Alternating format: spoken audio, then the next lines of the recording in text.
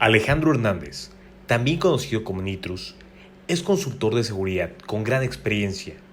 Ha trabajado en una gran variedad de compañías en diferentes países, incluyendo México, Reino Unido, Corea del Sur, Estados Unidos, Holanda, Sudáfrica, China e Islandia. Con algo de experiencia en sistemas SCADA y CS, había trabajado in situ en diferentes instalaciones industriales durante aproximadamente un año. Es entusiasta de la programación. Es autor de Melcore, formato de archivo LF-Fuser, y coautor de .Pwn. También es entusiasta y pionero en la exploración de riesgos de la seguridad de las tecnologías de ondas cerebrales. Ha sido ponente en algunas conferencias como Black Hat 2018, DEFCON 23, Black Hat Arsenal, BrookCon de Bélgica, Drawnhard en Colombia, Campus Party en México y Colombia, BookCon en México. Escuchan claro y fuerte, creo. Hola, buen día, gracias por estar acá.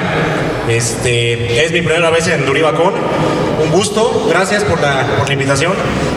Hoy les voy a hablar un poco de experiencias por las que he pasado hablando de código de bajo nivel, que es algo que me gusta mucho.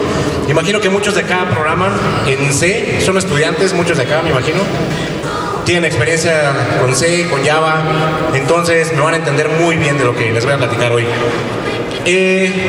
Esta plática se llama Más allá del grep String Copy en revisión de código. ¿Por qué el título?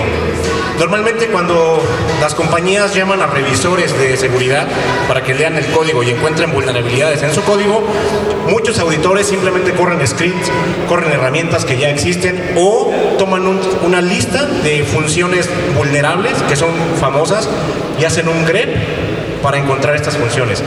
Esto es una visibilidad muy básica, es una visibilidad del 10% para encontrar vulnerabilidades más sofisticadas, que es lo que en la vida real se encuentra en el software, ¿no? En el software que usamos todos los días y el software que traen todos en sus bolsas. Esta plática normalmente la doy con mi amigo, mi compañero de trabajo, Diego Madero. Lástima que no pudo venir. Y bueno, nos conocemos en la escena de seguridad informática por más de 15 años. Nos conocimos en el ICQ, IRC, en los primeros congresos de hackers. Éramos unos niños básicamente y desde entonces hemos estado muy cerca de la seguridad, con código de bajo nivel. Les platico algo de mí, rápido. Mi nombre es Alejandro Hernández, trabajo en una compañía llamada IOActive, en donde he tenido oportunidad de trabajar en muchos países, físicamente. He estado en países revisando código, he estado en países haciendo pruebas de penetration testing, haciendo auditorías de PCI y mil cosas más. Entonces, tengo un poco de experiencia y algo de experiencia con código de bajo nivel. He estado trabajando en compañías de microprocesadores. De hecho, esta plática surgió porque trabajando con Diego, de enero a marzo, en una compañía gigante de microprocesadores, ahí vimos mucho de esto y dijimos, oye güey, ¿por qué no damos una charla de esto? Compartimos algo de lo que aprendimos acá al público, porque es algo como esotérico, es algo medio vudú. Los libros te hablan de lo básico, lo teórico, los conceptos elementales, y cuando lo ves en la vida real, en código creado por ingenieros de software, ves cómo combinas todas estas partes, ¿no? Teóricas para encontrar algo real, algo de valor. Bueno, empezamos con la plática. Esto va a ser puro código. Voy a hacerlo más... voy a tratar de hablar lo más sutil para que se comprenda por todo el público. Primero tenemos que entender la diferencia entre código gestionado y código nativo. Cuando empezamos con las computadoras hablamos de código nativo, los primeros lenguajes de programación en Unix, en Windows, lo que está hecho en Windows y la mayoría de aplicaciones está hecho en C. C es un código nativo. ¿Qué es código nativo? El programador tiene la responsabilidad de manejar la memoria. El programador dice, yo quiero un buffer de 60 bytes o de 1 kilobyte y allí va a ir mi string que el usuario me va a meter, etc. Si el programador no asegura estos límites, estos strings, puede haber lo que conocemos como un buffer overflow y cientos de vulnerabilidades más, ¿no? Por otro lado, el código gestionado maneja estos errores de los programadores y mil cosas más, como el manejo de memoria, el manejo de basura, por ejemplo Java o .NET es código gestionado. Allí no hay buffer overflows como tal. Si pasa un buffer overflow, la capa exterior, que es el virtual manager, por así decirlo, dice, oye, ¿sabes qué? Hay un buffer overflow acá y te manda una excepción, un stack trace, pero la aplicación no muere. Bueno, sí muere, pero no se corrompe internamente. Llega una excepción. No es el caso del código nativo. Este es uno de mis libros favoritos, el lenguaje de programación de C. Para los que no lo han leído y les interesa, se los recomiendo muchísimo. Es de Brian Kernighan y Dennis Ritchie. Qué mejor que aprender que los creadores de C, ¿no? De los creadores de Unix, de los padres del cómputo. Y C es muy fácil. Esto se ve como esotérico y muy difícil de entender, pero una vez que entiendes los asteriscos y los paréntesis, te das cuenta, y los corchetes, te das cuenta que es, bueno, es un puntero de tipo pointer que está en un array de 10 y está casteado a char y se llama X, la variable. Cuando tú ya sabes C y entiendes estos conceptos, es como que comprendes de lo que estás hablando. De enero a marzo, como les repito, con mi compañero Diego estuvimos 8 horas al día leyendo millones de líneas de código, millones de código C. Muchos hoy en día dicen, no, C ya está viejo, es obsoleto y demás. No es cierto. En parte lo es. Más bien, estamos acostumbrados a los lenguajes de alto nivel de hoy en día. Que en C haces, te toma, no sé, 50 líneas de código, que con Python o Java lo harías en 3 líneas de código. Entonces tiene sentido también, no nos compliquemos la vida, pero C es lo más potente. Y cuando hablamos de lo más potente es, por ejemplo, ustedes pueden hacer una página HTML con un notepad, abren los tags HTML, body, se crean una tabla y listo. Eso toma 5 líneas. Pero si abren Word y ponen un mensaje hola y lo guardan como página HTML y lo abren en un editor de texto, hay como 100 líneas ahí de HTML para poner un mensaje. Es lo mismo aquí. Código nativo contra código manejado.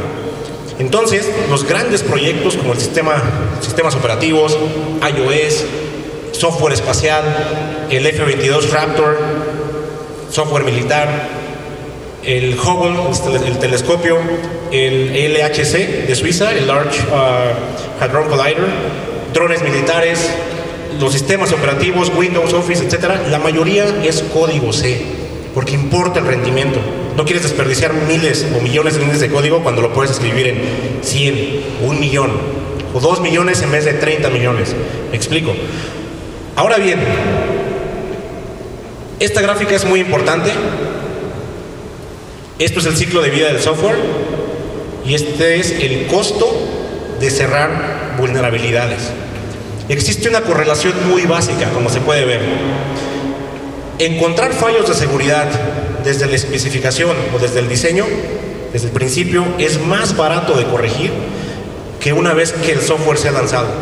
Por ejemplo, los fallos que encuentran en la última versión de Windows o de Office. Un nuevo fallo que permite al malware explotar esta vulnerabilidad y se replica y te compromete toda la red. Esto es muchísimo más costoso que haber encontrado ese fallo de seguridad que explota el malware o lo que sea por acá, a nivel código, antes del release. Y ahí es ahí donde entra la magia de revisión de código para encontrar fallos de seguridad. Ahora, ¿cómo revisas el código? Hay formas de hacerlo automáticamente con las herramientas que les menciono, que hay cientos de herramientas pagadas y gratuitas, o la revisión de código manual. Es ahí donde entra el expertise humano, es lo que le queremos transmitir hoy. Y bueno, los revisores de código, ¿cómo miden la calidad del código escrito por otras personas?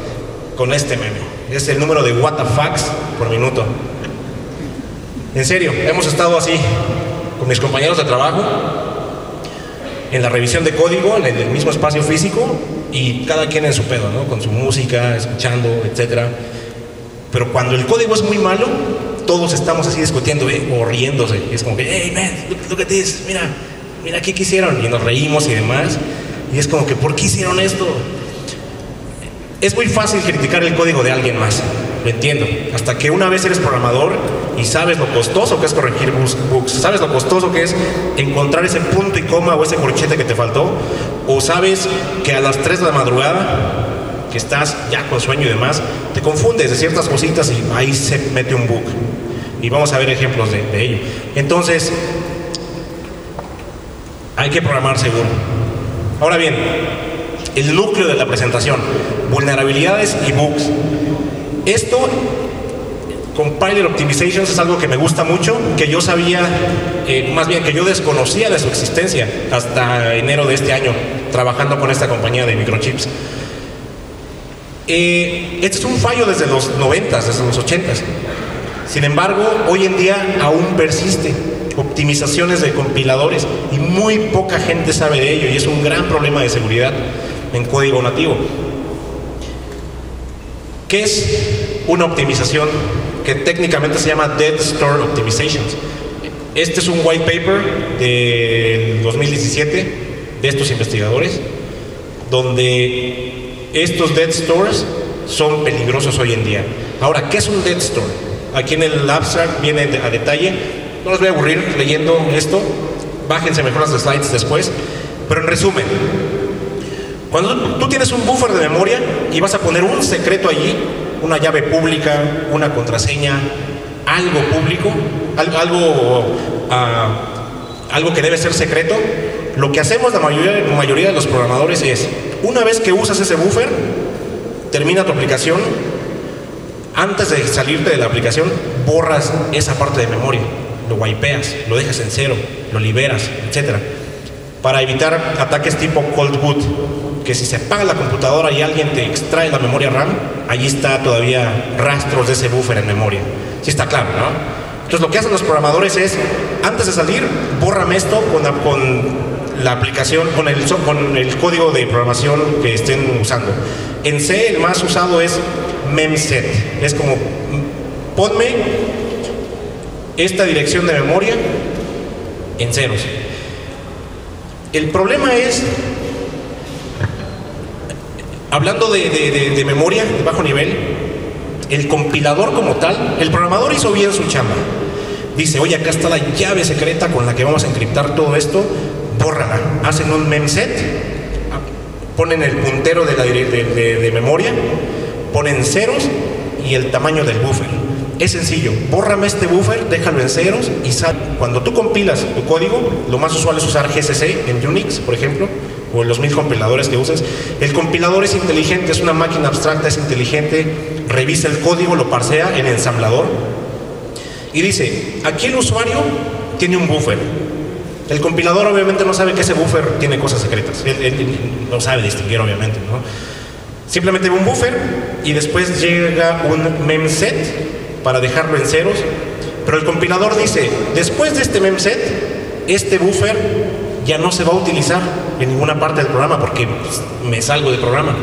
Entonces el compilador optimiza y dice, no tiene caso limpiar este buffer porque después no se va a utilizar. El compilador no sabe que estás borrando algo sensible, que lo estás dejando en ceros. Entonces lo que hace el compilador, borra esa llamada de memset. Y al compilarlo, tú como programador, como auditor y demás, crees que sí se está borrando, pero en realidad el producto se fue con ese Dead Store Optimization.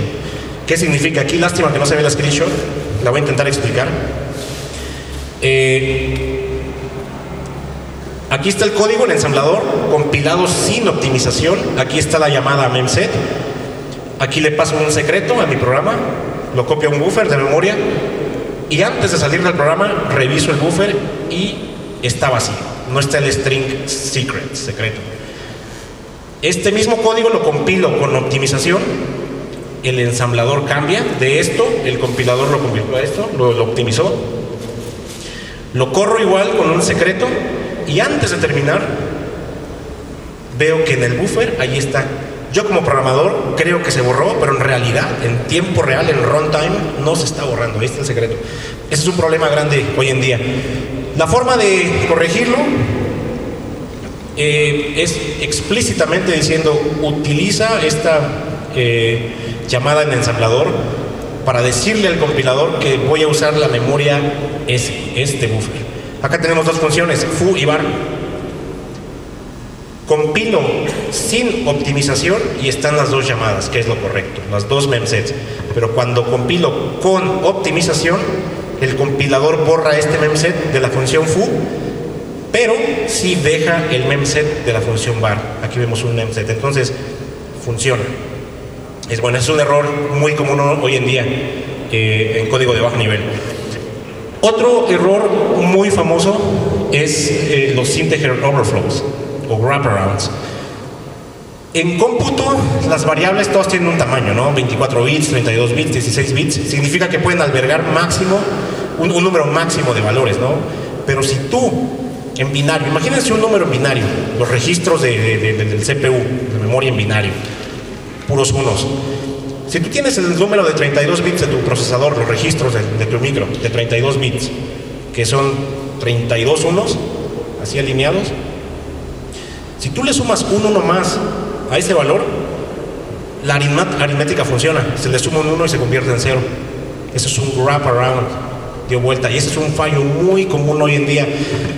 De hecho, la mayoría de fallos hoy en día son integer overflows que dan paso a buffer overflows. Y este es un ejemplo claro.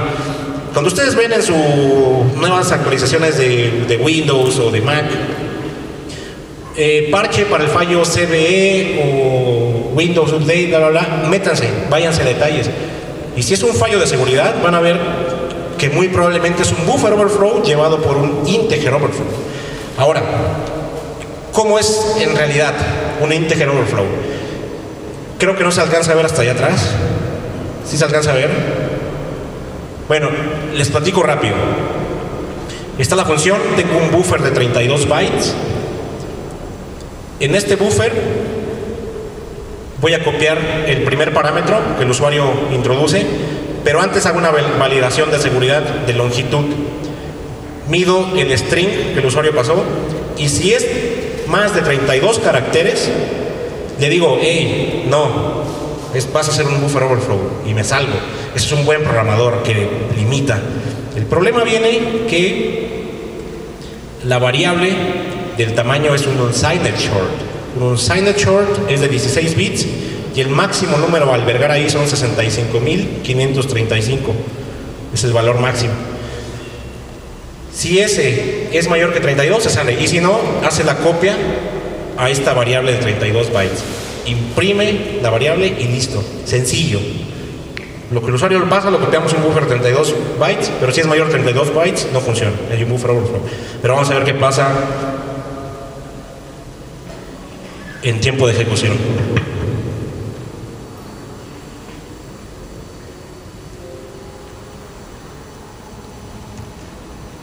Ahí le paso 4 A's y funciona. Se copia. 19 A's, pero ya me pasé. Ya no se copia el buffer. 31 bytes funciona, 32 ya no funciona. No hay buffer overflow, el código está seguro, ¿cierto? ¿Qué pasa si le mando 65.535 A's?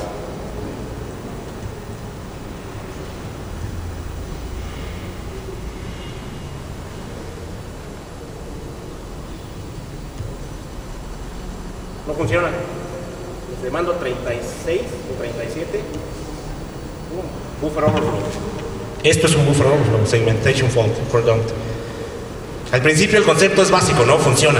Pones tu limitante, pero el programador no checa por el límite superior. Entonces hay muchas formas de evitar o de parchar este tipo de vulnerabilidades. Pero ya vieron un ejemplo clásico de un buffer overflow a través de un integer overflow. Se combinan perfectamente. El error está aquí, la validación. Otro tipo de fallos interesantes son los enteros con signo.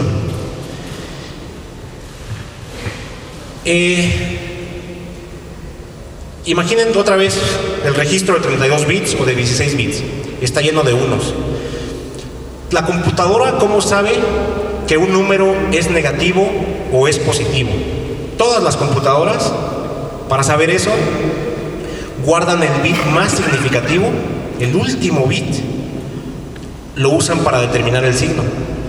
Si está en 0, significa que es negativo o viceversa, no recuerdo bien. Y si está en 1 es que es negativo. Entonces, cuando tú declaras una variable como con signo, que es el clásico int, porque si la quieres sin signo, le pones un signed int. Pero si la dejas así, significa que esta variable L va a tener el número máximo de negativos hacia atrás y el número máximo de negativos hacia adelante. Ahí queda intermedio, ¿no? ¿Qué pasa si haces un buffer overflow? Le sumas 1 a ese valor, aquí está. A la L le estoy pasando el número máximo de números positivos, lo imprimo y posteriormente le sumo 1 y lo imprimo otra vez. Compilamos y aquí está. El número máximo es 7FF y cuando yo le sumo 1 se convierte en menos 2 millones, no sé qué. Esto también da lugar a muchos buffer overflows. Entonces, como programador es bien fácil decir, bueno, ponle un int. Tienes que conocer el tipo de datos que tu aplicación va a usar. Si no necesitas millones de valores, necesitas solamente del 1 al 10, no uses un int ni un short, usa un char, o el char va de 0 al 255, es un byte. Tienes que saber conocer tu computadora, tu arquitectura y demás para saber qué usar. Vamos a ver ejemplos reales, críticos. Esto pasó en el 97. Es un barco de guerra básicamente de US Navy y estaba en alta mar, listo para pelear, pero el peor enemigo no fue otro barco, su enemigo fue un 0, el simple valor de 0. ¿Por qué? Lo que pasó es una división por 0 y como saben, matemáticamente no se puede dividir nada por 0. Si tú confías en lo que el usuario mete, o no el usuario, un paréntesis, normalmente en la universidad o en donde sea, o leyendo libros, tú ves ahí user input, de entradas de usuario, y uno al traducirlo textualmente piensa que es lo que el usuario va a aprender en el teclado, pero en realidad user input se refiere a todo tipo de entradas de datos a tu programa. Los tipos de entrada de datos pueden venir de un socket de red, puede venir de un Excel, puede venir de un archivo, puede venir de SAP, puede venir del internet, de muchos lugares. No significa que el usuario tenga que teclear. ¿Me explico? Entonces hay que validar todo tipo de datos de entrada. Como en este caso, al hacer cálculos en tiempo real, por allí en uno de sus sistemas interconectados le llegó un 0 por el cual tenía que hacer una división. Y al hacer la división, un ingeniero metió un valor de 0 en la base de datos, el programa principal lo leyó, hizo la división, se corrompió el sistema interno y se dejó ahí varado el barco militar, ahí no estuvo, no pudo hacer nada, se rompió, se crasheó y demás, un simple 0. ¿Cómo parchas eso? Con un simple if. Si el valor recibido es 0, maneja el problema, ¿cierto? Una línea de código te hubiese evitado todo esto. Ahora vemos otro caso, el Ariane 5.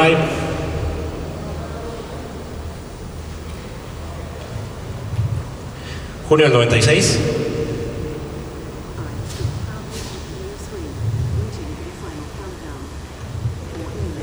Está listo, el Ariane 5, todos los ingenieros, etcétera. Funciona. Y va.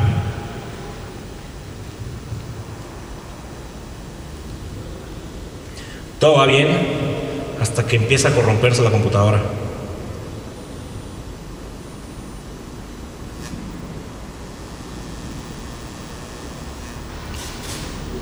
Y terminó hecho debris esto.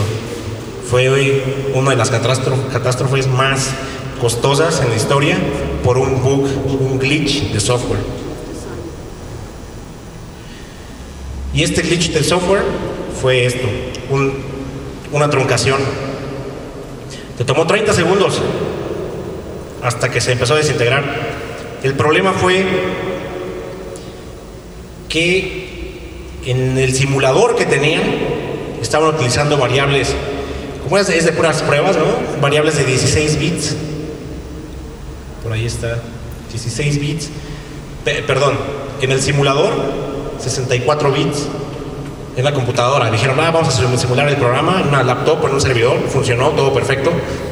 El problema es que en la nave, como les comento otra vez, no pones computadoras gigantes, pones sistemas operativos en tiempo real, procesadores pequeños que hagan rápido los cálculos y demás. Y dijeron, por peso vamos a poner un CPU pequeñito y demás, de 16 bits. Al pasar ese código de 64 bits a 16 bits, evidentemente perdías 24 bits de coma flotante, ¿no? Y al hacer esa asignación de valores, pues se corrompió.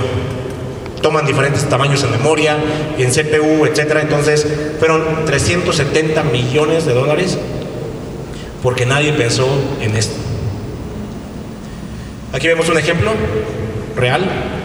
Esta es una variable de 32 bits. Este es un short de 16 bits. La variable de 32 bits tiene el valor entero en hexadecimal, deadbeef, un valor aleatorio.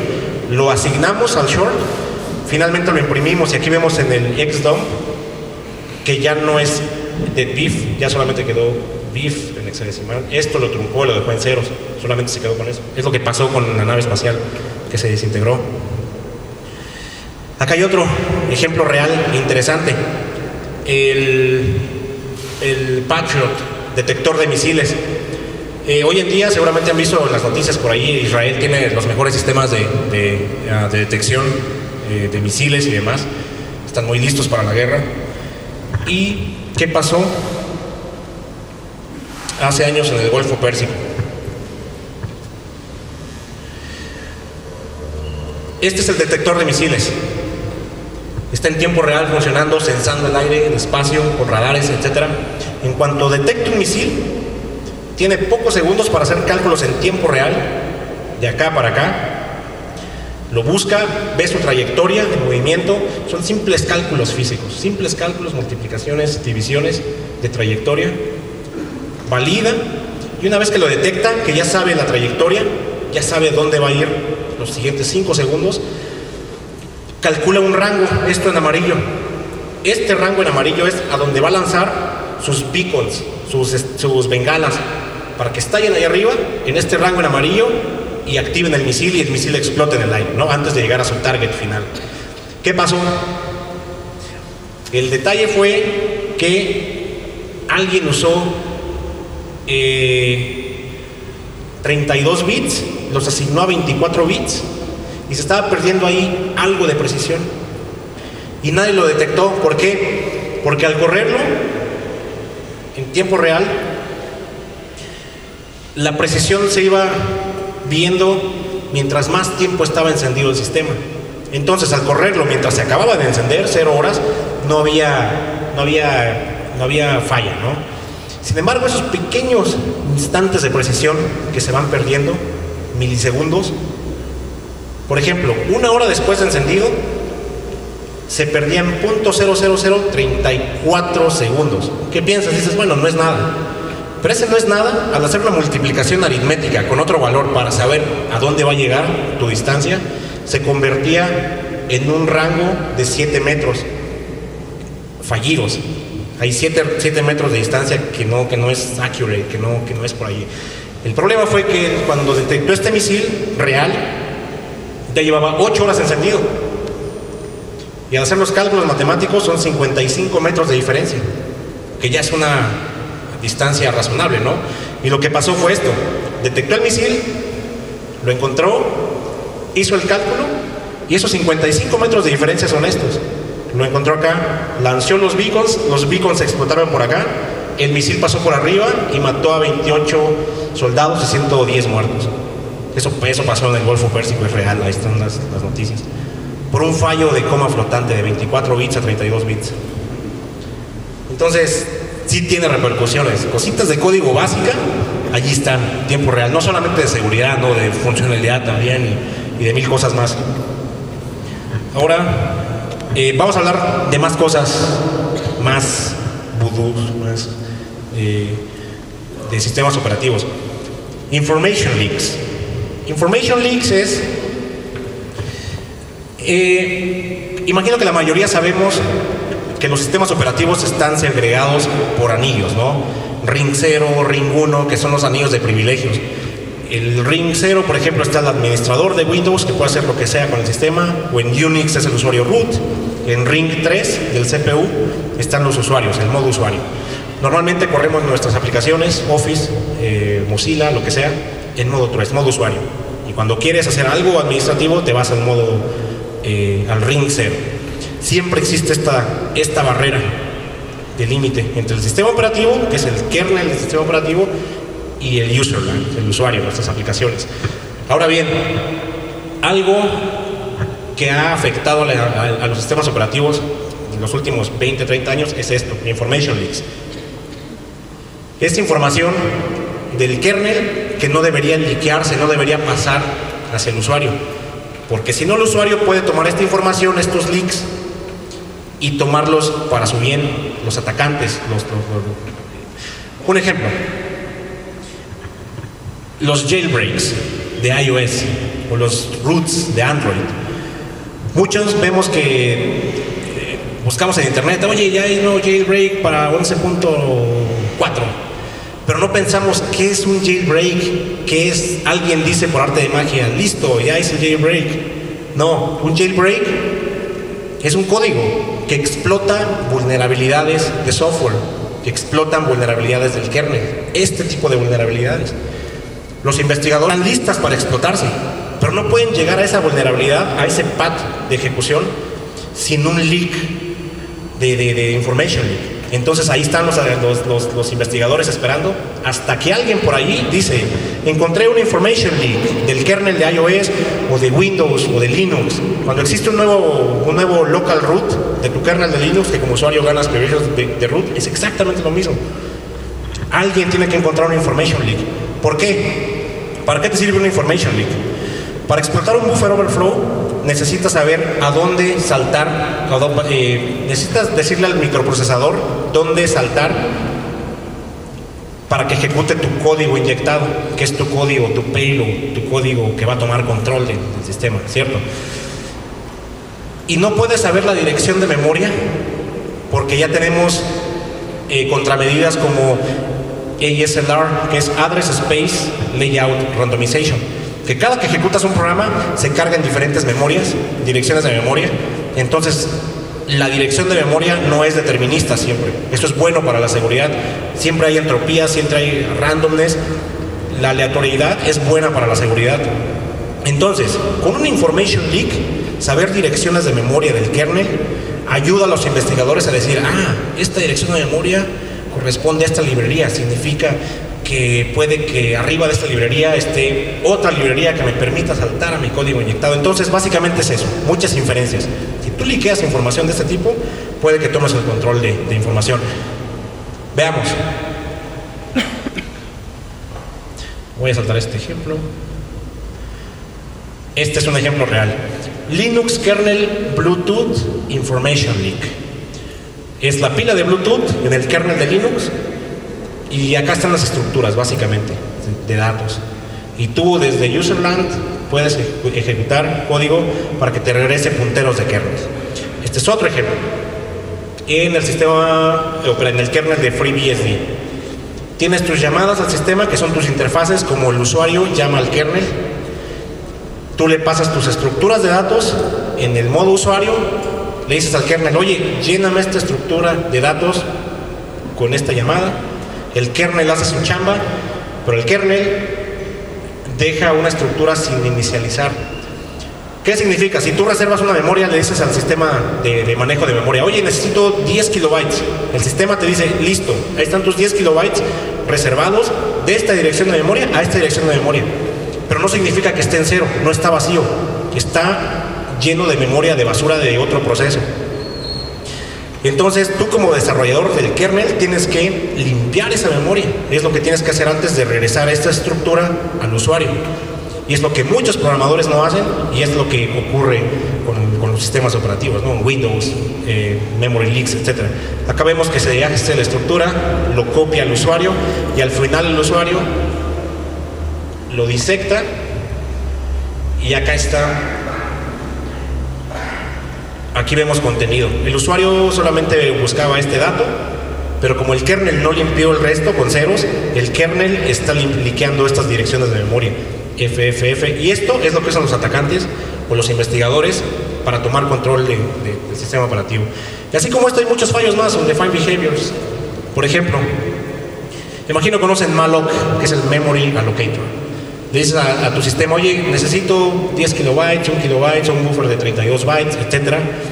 Pero hemos visto esto muchas veces. ¿Qué pasa si le dices malloc 0, el valor 0? Oye, dame un buffer de 0 bytes. Eso está bien interesante porque depende de la implementación del Memory Allocator. Es diferente el Memory Allocator de Windows 7 al de Windows 10, al de Linux, al de OpenBSD, al de iOS, al de Android. Cada allocator tiene su forma de comportarse ante estas situaciones y pueden dar un defined behaviors. Veamos el caso. Aquí estoy haciendo un malloc 0, me regreso un puntero y le digo, la memoria mide, y le pones alloc size de este buffer. Si compilamos este código y lo corremos en un Linux de 64 bits, dice, tu malloc 0 mide 24 bytes. Te da 24 bytes de metadata, de metadatos que sirven al manejador de memoria. Pero eso no importa, eso es otra cosa. Pero si corres lo mismo en un OS X de 64 bits también, te dice 16 bytes. Entonces, hemos encontrado este tipo de errores en sistemas operativos. He leído parte del código de iOS, de Apple y de otros sistemas operativos, de Windows también. He leído parte del kernel. Y hay veces que se les va así. Hacen cálculos aritméticos acá. Obviamente nunca vas a encontrar un malloc 0 en la vida real, vas a encontrar malloc y multiplicaciones. Pero ¿qué pasa si un valor de esos es controlado por el usuario? Y en cuanto tú le metes un 0, toda la multiplicación se hace 0. Y ahí sigue la ejecución y ya buscas si existe una forma de hacer un buffer overflow acá. Y bueno, así como esto, hay muchas vulnerabilidades que se identifican con CVEs. Optimizaciones para hardware. Normalmente sistemas embebidos, el Internet de las cosas, el IoT trae microprocesadores, le metemos código en C, que al compilarlo se hace código ensamblador, y el mismo error que les comenté al principio. Optimizaciones que te borran cosas. No solamente existen en las computadoras, también están en todo, en IoT, en todo lo que lleva un procesador es vulnerable a este tipo de cosas. Otra cosa interesante, operadores lógicos usados incorrectamente. ¿Qué vemos aquí? Esto es una clásica validación para evitar null pointer dereferences. Porque no puedes dereferenciar la dirección de datos, ¿no? Tus bytes, tu buffer. Pero hay veces que el puntero se hace nulo por algún error. El Memory Allocator no te regresó una dirección válida de memoria, te regresó null. Entonces tú validas si regresó null. Entonces esta validación está millones de veces en sus teléfonos, en sus computadoras, en todo. Todo el tiempo está esta validación. Si el puntero es nulo y el puntero, la variable foo dentro de esta estructura es diferente de este valor, un valor aleatorio, allí es un error del programador. Esto lo encontramos en la compañía de microchips. Hay como 300,000 líneas similares a esta. Sin embargo, encontramos una sola, esta. Y el único problema aquí es esto, el ampersand, and, los operadores lógicos. ¿Por qué? Porque con un and, en un if, tienes que evaluar las dos partes. 1 y 1, 1. 1 y 0, 0. Pero si aquí tú tienes 0 en la primera parte, no tienes que evaluar la segunda parte para ver si es... si tú tienes un 1 en la primera parte, tienes que evaluar la segunda parte también para ver si es un 1 también, porque si es 0, no funciona. Entonces, si el puntero es nulo, digamos que sí es nulo, aquí va a ser un 0, aquí va a ser un 1, entonces tiene que evaluar la segunda parte también, porque es el AND. Y al hacer esto, como el puntero es nulo, aquí hay un null pointer dereference, la aplicación va a tronar. ¿Cuál es el error? Esto. ¿Y qué debería ser? OR. En vez de AND, un OR. Porque si el puntero es nulo, 1. Como ya es 1 y es un OR, ya no necesita evaluar la segunda parte. Ya es un 1. 1 o 0 1, 1, 1, 1. Entonces, es bien interesante este tipo de cositas. Y esto no lo encuentro en las herramientas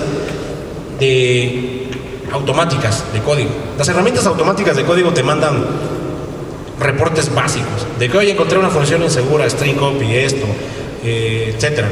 Pero no este tipo de cosas más voodoos que requieren el expertise humano para decir, oye, que hay un puntero que puede ser the reference. Este es otro tipo de error interesante. Strings non null terminated. Como sabemos, todos los strings en las computadoras terminan con un 0.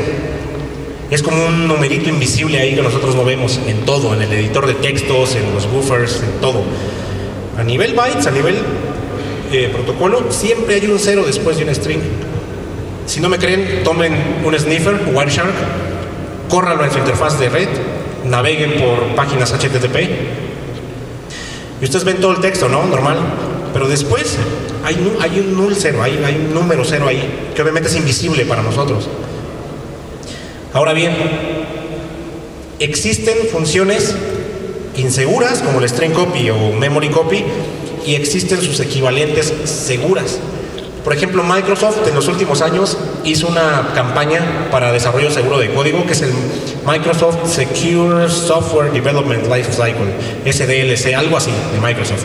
Y allí Microsoft te da a todos los desarrolladores, te da una lista, es un encabezado de C, un secure.h o algo así, en donde está esta lista de funciones inseguras y seguras. Lo único que haces es pones esa librería en tu programa, compilas y Microsoft te ayuda. Te dice, oye, ¿sabes qué? Estás usando una función insegura.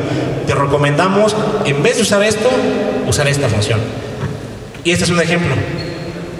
String no copy. Para evitar buffer overflows, no va a copiar más de los bytes que tú le pongas acá. Aquí en este caso, pues, el tamaño del buffer. Sin embargo, en el manual, es el problema que tenemos muchos desarrolladores, que no leemos a detalle el manual, esas pequeñas excepciones, leemos lo fundamental. Esta función sirve para esto, esto y esto. Pero por allí en seguridad, las excepciones, lo de hasta abajo del man page, es lo que sirve para encontrar vulnerabilidades, ¿no? Hay muchos programadores que olvidan eso, como este caso. Si tú le das man page string no copy, te va a decir, no va a copiar más de esto a este buffer, pero si el tamaño del buffer fuente es igual o mayor al buffer destino, va a copiar los 16 bytes o el tamaño del buffer que tú le digas sin el carácter nulo, porque esta es una copia de string. Pero si el string es muy largo y tú tienes un buffer de 32 bytes, solamente va a copiar 32 bytes sin el carácter nulo. ¿Qué pasa? Aquí copiamos el buffer e imprimimos el buffer. Y vamos a ver un ejemplo real.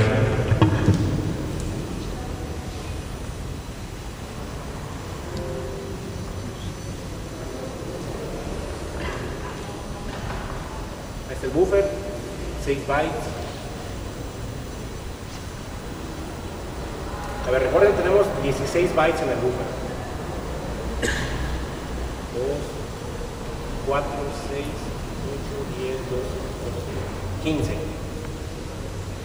16. Si logran ver esos caracteres raros de ahí, es porque ya no se fue el null, se sobreescribió el null. String copy ya no copió el carácter null y cuando yo lo imprimo con printf, ya no está el null ahí, el limitante.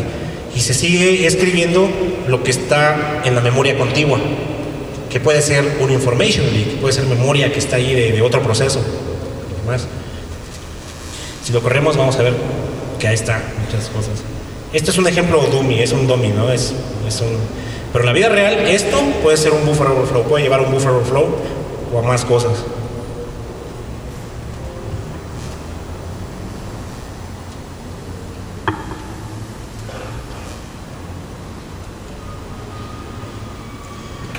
Y bueno, ya ejemplos más genéricos. Valores de retorno, hay que ser homogéneos a la forma de regresar errores.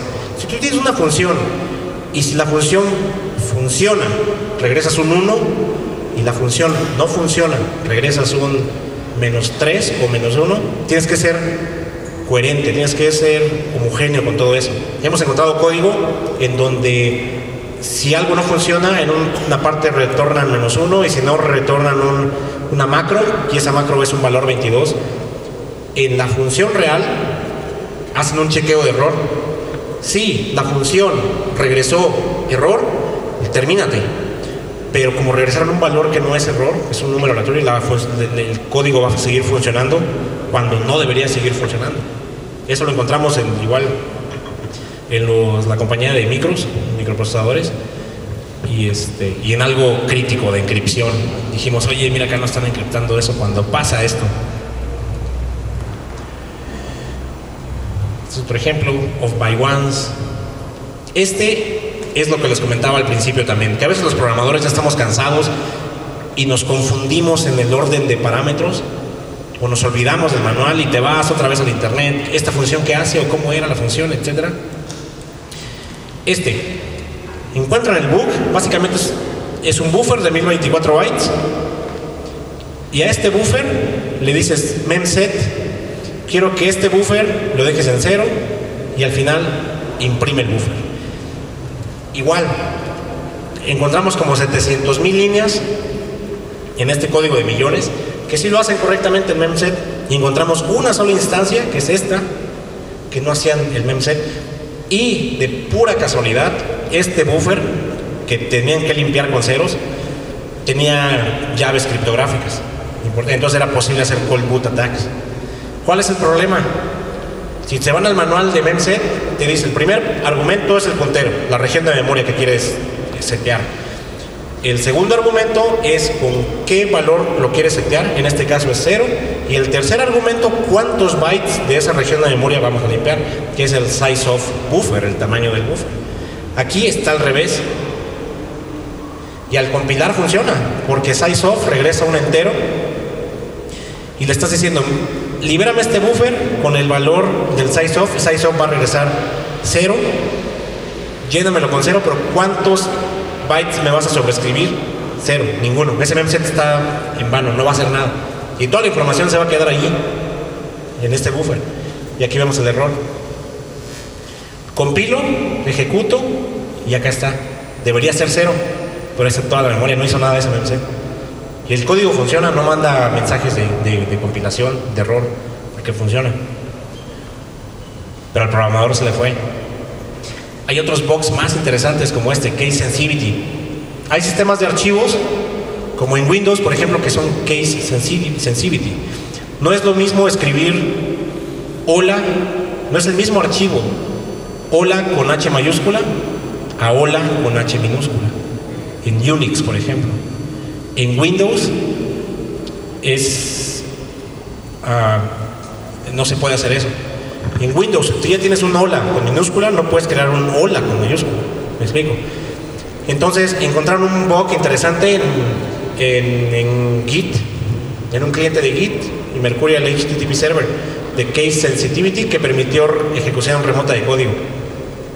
Y acá se ve la diferencia con el bug y sin el bug. Este es el parche de los desarrolladores. Por ahí se ve cómo ya están revisando con la G minúscula y después con la G mayúscula también, con las dos, porque esa validación que no estaban haciendo permitía extraer archivos del sistema que no deberían permitirse. Entonces son 1000 cosas que se pueden hacer con código de bajo nivel, y así como las que les platiqué, hay 1000 más tipos por ejemplo, cosas de criptografía, type confusion box, double freeze, que es básico. Cuando terminas de usar una dirección de memoria, la liberas para que el sistema operativo sepa que esa dirección ya está libre y otro proceso la use. Pero si liberas 2 veces esa dirección de memoria, puede haber corrupción de memoria que a veces permite ejecución de código, que es una vulnerabilidad. Padding Oracle attacks, problemas de recursión, etcétera. Así que chéquense esta lista y ahí está. En conclusión, programadores validen todos los datos de entrada independientemente de dónde vengan. Pueden venderle un archivo de texto en Excel del usuario que teclea, de una terminal de punto de venta, de SAP, de lo que sea. Validen todo eso, que sea como ustedes lo esperan. Por ejemplo, la nave no esperaba un 0, debieron ahí haber validado con un 0. Validen todo. No confíen solamente en herramientas automatizadas. El expertise humano es el que realmente cuenta, el que realmente da valor. Las automatizadas las usamos en la industria como parte de las auditorías también. Es como algo rápido. Oye, ya tenemos que mandar este release a Apple Store, el código, la nueva app. Pásale una chicadita rápida con el revisor automático. Y listo. Si no sale nada crítico, órale, va. Pero si quieres hacer una revisión más minuciosa, contraten el expertise humano, revisores de código con experiencia. Vayan más allá de revisión de grep, words, porque no van a encontrar mucho, la verdad. Busquen también bugs conceptuales y de diseño, no puramente técnicos. A veces hay bugs que se nos van. Somos muy enfocados a lo técnico, al código. Por ejemplo, cuando yo inicio un proyecto, antes de iniciar con el código, hay muchas personas que es como que, te voy a hacer una revisión de código, mándame tu código en zip y yo te encuentro fallos. A mí me gusta antes entender la industria de ese código, porque el código o el software es dependiente de cada industria, de cada sector en el que nos movemos. No todo es el sector tecnológico, que es en el que estamos, ¿no? Por ejemplo, como desarrolladores escribimos logs, ¿no? Mandamos logs de debugging para ver si está funcionando nuestra aplicación como debería, archivos de logs. Y funciona, vemos en la aplicación, corre, listo, ese es el valor que esperaba. Y a veces se nos olvida borrar esos logs. Entonces, si es un software básico que ves números raros, dices, bueno, esto es un log ahí para los desarrolladores. Pero en la industria médica hemos encontrado que a los desarrolladores se les olvida y mandan logs con información de pacientes, con cosas que solamente los pacientes y los doctores deberían saber. Entonces, un log en una industria es una cosa, un log en otra industria es otra cosa. Una vulnerabilidad básica en una industria, un null pointer de reference, que dices, bueno, se me crashea la aplicación, la que se crashea, puede dejar al paciente ahí y se puede morir. O en una nave espacial o en algo. Siempre depende de la industria. Entonces, les recomiendo que antes que se pongan a leer código, vean la industria a la que van. Busquen fallos de diseño, busquen fallos conceptuales, no puramente código. No se vayan directo al código, busquen cosas interesantes. Por ejemplo, otra vez encontré un fallo en un dispositivo que te implementaba. Es una de las compañías más grandes médicas en innovación, que está haciendo unos aparatitos que te implementan aquí en la columna vertebral, te las meten en una operación y trae un cablecito que va a tu cerebro y es para fines psiquiátricos y demás. Pero ese aparatito trae un sensor Bluetooth y tú desde tu app, desde tu teléfono, controlas la dosis que vas por mililitros, por miligramos, no sé. Pero el médico desde su app se comunica con tu columna vertebral por Bluetooth. Y encontré un fallo que no habían encontrado ellos de concepto, no está en código, es de concepto, del emparejamiento de Bluetooth. Sí sabemos, ¿no? Todos hemos estado en nuestro carro ahí de que esta madre no conecta y tienes que apagar el Bluetooth, lo vuelves a prender hasta que finalmente empareje. Eso mismo, hay veces que se quedaba trabado el aparatito y no podías llegar a conectarte porque ya sé que había friseado ahí la pila de Bluetooth. Eso no está en código, eso es la pila de Bluetooth del sistema operativo, así funciona. Hay veces que hay glitches, hay fallos de radiocomunicación, qué sé yo, y les recomendé allí poner un cachito de código, un watchdog, un timer, u otra señal que llegue para resetear la pila de Bluetooth. Así el paciente no lo tienen que abrir para que le actualicen el Bluetooth. Y bueno, eso es todo. Muchas gracias por su atención. Ya sé que fue mucho código y mucho bla, bla, bla, pero pues voy a estar ahí si tienen preguntas o si hay tiempo para preguntas. Bienvenidas. ¿Preguntas? ¿Comentarios? ¿Algo? Este tipo de vulnerabilidades puede que haya sido la base para que haya sido Spectre y Meltdown. Las vulnerabilidades de los procesadores Spectre y Meltdown. Esto es una vulnerabilidad de más bajo nivel todavía. Este tipo de vulnerabilidades, por ejemplo, lo encontramos en software que viene en microprocesadores y en sistemas operativos, pero lo de Meltdown y Spectre va más abajo de. Esto es a nivel físico.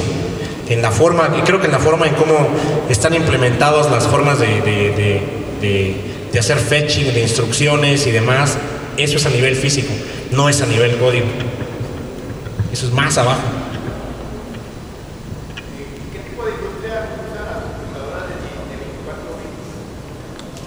de De 24 24 bits? bits, he visto por allí que, si mal no recuerdo, hay ciertos procesadores como de no recuerdo si RTOS, Real Time OS, soporta 24 bits, pero sí he visto ciertos micros que no, obviamente no son los comerciales, ¿no? Los comerciales siempre somos de 16, 32, 64, pero sí he visto microprocesadores de 24 bits por ahí, o en simuladores también. No es de una industria en específico, porque puedes usar un procesador en cualquier industria, pero no recuerdo el sistema operativo o el equipo como tal, pero sí he visto software, también software, hardware en plantas industriales, que son casos únicos, ¿no? Que usan 24 bits, no necesitan 32, y 16 les queda muy corto.